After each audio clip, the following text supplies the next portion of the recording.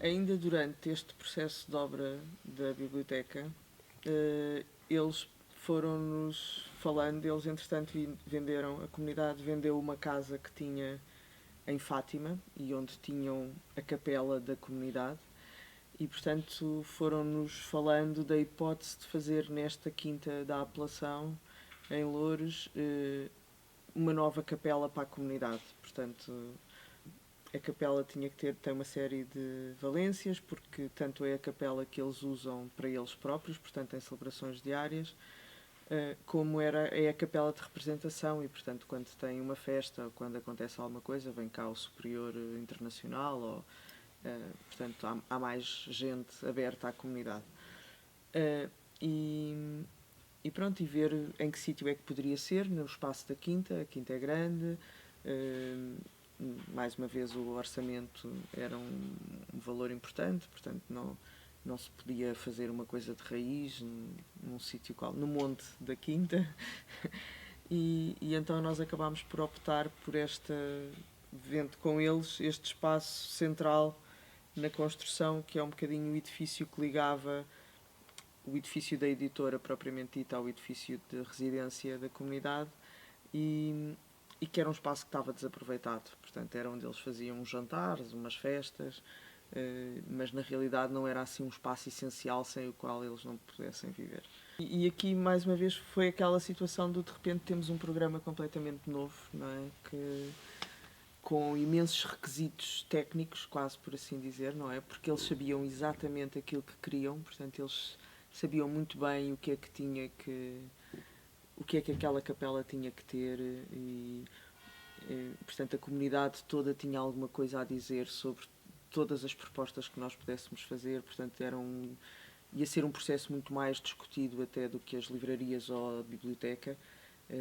Portanto, o cliente queria estar muito mais presente, queria saber tudo e queria opinar e definir. Na realidade até foi quase um pedido nosso, que é: diga-nos exatamente tudo aquilo que tem que estar, para que serve, para nós conseguirmos responder.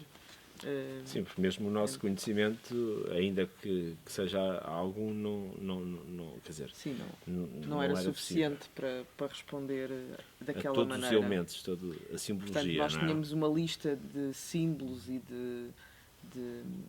de objetos que tinham que estar presentes, que tinham um valor e que tinham um significado, uns mais corriqueiros e mesmo de uso, outros mais simbólicos para eles. A comunidade tem 3 devoções e pronto, e tem uma história muito própria, não é? Que agora não vamos aqui contar, mas uma história muito própria, e tem estas 3 devoções principais e faziam muita questão que isso estivesse representado na capela. Portanto, que era o Jesus Mestre, o São Paulo e a Maria, Mãe dos Apóstolos. Rainha dos Apóstolos. E portanto, nós começámos a perceber que havia aqui uma série de elementos que nos ultrapassavam. Havia esta vontade muito grande de ter a Via Sacra representada, portanto, não fosse só uma coisa numérica, como nós ainda chegámos a propor. E depois, quando percebemos que na realidade se o que se queria era uma coisa representada, isso ganhava um sentido completamente diferente. Portanto, de repente houve aqui uma série, ultrapassava muito mais só uma questão espacial e havia já aqui tanta coisa incluída. Até mesmo ao nível das referências, não é? Nós temos, e todos nós temos uma quantidade de capelas como referência de projetos incríveis e fantásticos e normalmente de arquitetos também, e todos eles muito depurados, muito silenciosos em relação à questão da representação religiosa, não é? E de certa forma nós aqui ficámos mesmo com muito poucas referências, não é?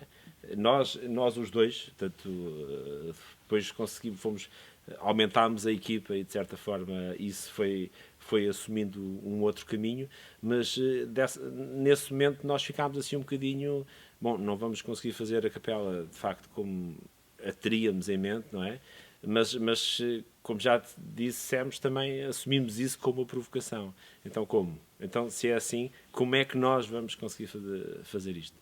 E foi dessa altura que, de facto, que falámos logo inicialmente com o Nuno Guzmão, que que é um companheiro de caminho e, portanto, está muito presente, tanto nós no trabalho deles como eu nos nossos trabalhos, mesmo muitas vezes só de discussão e de conversa. Sim, mesmo porque no início achámos que isto se podia resolver por uma questão muito gráfica, não é? Quase muito do design gráfico, como é que aquilo poderia e à medida que íamos assunto. falando com o Nuno, percebíamos que não que nós próprios, juntamente com ele, já pedíamos, já estávamos a pedir outra coisa, já estávamos a pedir que aquilo, ou seja, que a nossa elementaridade, aquilo que nós pretendíamos, que estávamos a conseguir com o desenho da capela, era uma elementaridade, uma simplicidade que não se coordenava depois com umas imagens na parede que fossem, sei lá, tipo só umas reproduções,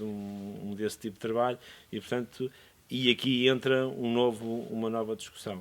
Dizer antes, ainda que já tínhamos pedido também no desenvolvimento do projeto a colaboração do Paulo Pires Duval. Sim. O Paulo é filósofo, mas teve um passado religioso bastante intenso. Portanto, é uma pessoa que trabalha muito esta questão, está muito ligada à arte contemporânea, mas também muito ligada ao sagrado, e faz muito esta questão da ligação do sagrado à arte contemporânea. Portanto, que era exatamente aquilo que nos interessava aqui, que era como é que nós representamos este sagrado, ou melhor, como é que este espaço não tem um ar estéril, e conseguimos aqui representar este... Quer dizer, a primeira pergunta que se introduziu logo foi: o que é esta coisa hoje? O que é a arte contemporânea, a religião na arte contemporânea? Enquanto antes tínhamos a arte sacra, não é? O que é que hoje isto representa para a arte contemporânea? Portanto, temos aqui um lado de um racionalismo da sociedade atual, não é? Que é tipo, o que é que vamos representar uma coisa que nós não conhecemos, que não temos essa imagem. Então toda essa discussão foi interessantíssima. O Paulo deu-nos coisas para ler, coisas para ver, muita discussão sobre isto, e depois chegámos a um ponto em que lhe chamámos representações religiosas, de certa forma. Sim, mas mesmo porque esta discussão também ajudou a desenhar a própria capela, não é? Portanto, nós, como a função desta capela era uma coisa um bocadinho distinta de uma igreja paroquial, não é? Nós podemos aqui também testar uma série de coisas que não são normalmente comuns, que há um altar central, e esta possibilidade da capela funcionar em várias direções e em várias posições com aquele altar central. O altar não está elevado em relação ao público, portanto estamos todos ao mesmo nível. Pronto, estas discussões com este grupo de pessoas, e muito também com o dono de obra, não é? Portanto, o dono de obra neste projeto esteve muito, muito, muito presente, levaram a estas questões todas, portanto, a ir buscar o que é que seria desenhar. Portanto, em vez de fazermos uma coisa mais comum, tentar aqui desvirtuar algumas situações, não é? Alterar um bocadinho a situação mais comum. E uma delas tinha a ver com a posição do altar, a outra tinha muito a ver com uma questão que para eles não foi ou melhor, foi claramente, eles confiaram, que foi o não ter o altar elevado. Pronto, para nós isso era muito importante, haver ali uma relação muito mais direta. Ser um espaço único. Portanto, ser um espaço único e estarmos todos ao mesmo nível. Isso para nós, mesmo em termos do sagrado, nós achávamos que era uma posição forte e achávamos que era importante conseguir-se aquilo, e principalmente achámos que o espaço tinha escala para isso. E pronto, e foi convencê-los disso. Não, toda a gente vai continuar a ver o celebrante e a ouvir o celebrante, portanto isto não vai pôr em causa o funcionamento normal da celebração e de tudo aquilo que vocês acham que é verdadeiramente importante e que não podem perder. Pelo contrário, vai reforçar. E isso depois sente-se, foi bem acolhido, e sente-se numa celebração lá. Há realmente uma envolvência muito maior do público com quem está a fazer a celebração.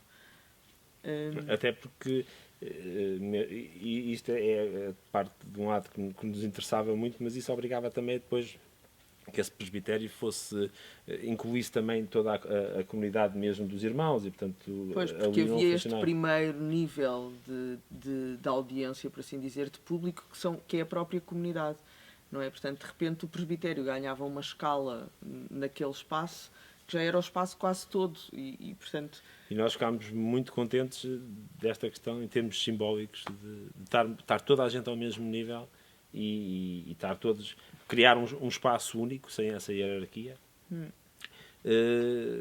Pondo todas as pessoas ao mesmo nível e o celebrante, obviamente, está no ponto central. No ponto central. Porque hoje em dia isso sente essa simplicidade e o espaço não é compartimentado, não é nada. Portanto, é um espaço único e isso é uma coisa que, mesmo em termos simbólicos, tem muito valor para o cliente.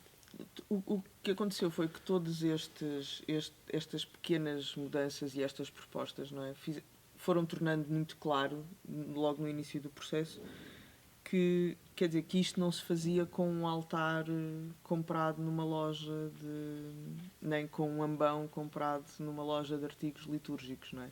E isso foi a segunda fase do processo, que foi desenhar mesmo tudo, tentar desenhar o mais possível as coisas todas. E depois fazer com que esta questão da arte sacra, isto depois tudo de repente fazia muito sentido, não é? Não eram elementos apostos, portanto não eram umas coisas que depois íamos lá pendurar nas paredes ou assim, mas não, tinha que ser alguma coisa que fizesse parte da construção propriamente dita e por isso as coisas são executadas diretamente nas paredes, seja nas paredes de cimentício, seja nas paredes de madeira, portanto no altar diretamente. E isso leva-nos ainda um bocadinho atrás, que era portanto, o valor da obra não mexeu, era aquele, não havia como, não é? E portanto era um bocadinho, nós entregámos-nos a este projeto de uma forma corpial, no sentido de dizermos mesmo, não, Padre José Carlos, queremos mesmo estar consigo até ao final nesse processo. E sabendo nós que aquelas limitações de orçamento eram fixas. Portanto, tínhamos que encontrar maneira daquilo acontecer. E uma das maneiras era, de facto, conseguir motivar uma equipa de pessoas que se interessassem também, como nós, por aquele projeto, por aquele processo. Pessoas de quem nós gostamos e com quem gostamos de trabalhar e de falar, portanto, motivá-las.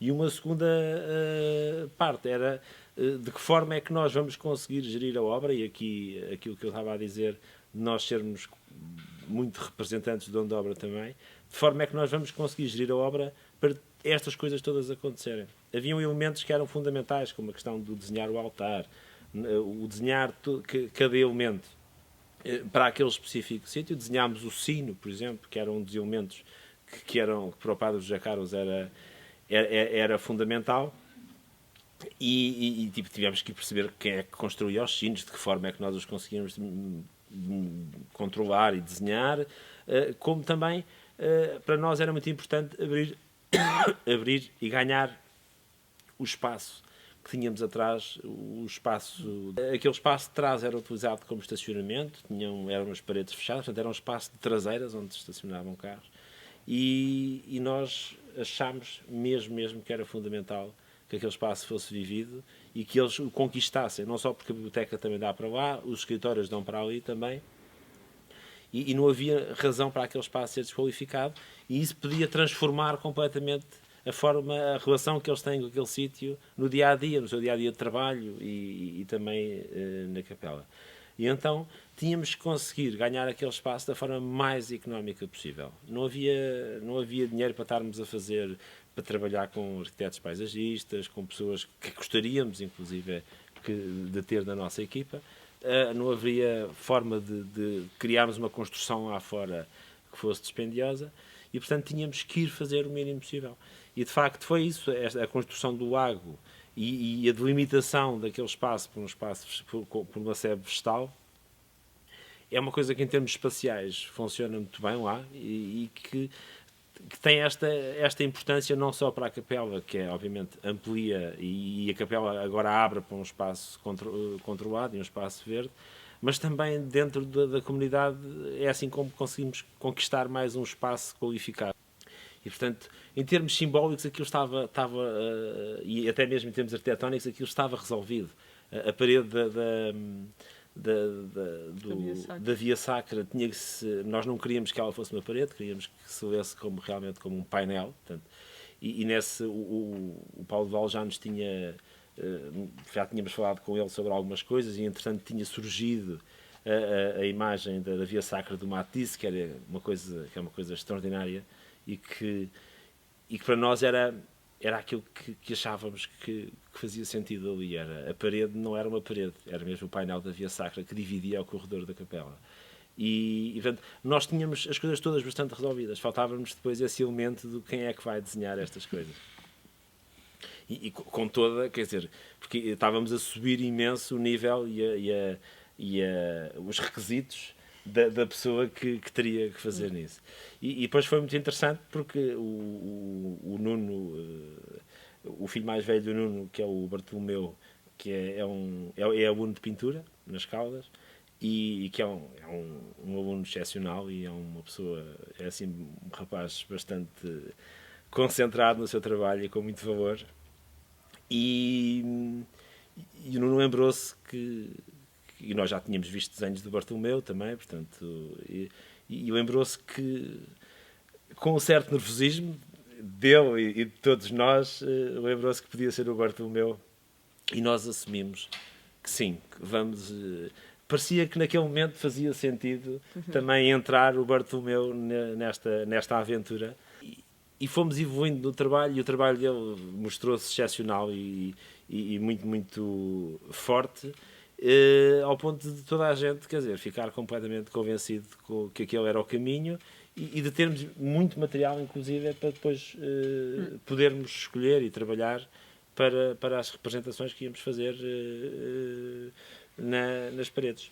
E isso é assim quase como o fechar com chave de ouro para nós, porque basicamente é também o trabalho do Bartolomeu ali, original também, e que faz parte, quer dizer, eu não conseguiria imaginar hoje em dia a capela sem as representações, portanto, que era eventualmente uma coisa que à partida até estaria na nossa cabeça, e hoje em dia a história foi outra, e foi de tal forma intensa entre todos, e eu quando digo mesmo todos, porque acho mesmo que foi um trabalho de equipa com muita intensidade de toda a gente, da parte do cliente, da nossa parte, da parte do Nuno e do Bartolomeu e do Paulo, envolvemos de tal forma que no final foi assim mesmo houve mesmo assim um final feliz, e foi assim é com certeza o trabalho mais intenso que nós tivemos até agora, porque teve todo este historial.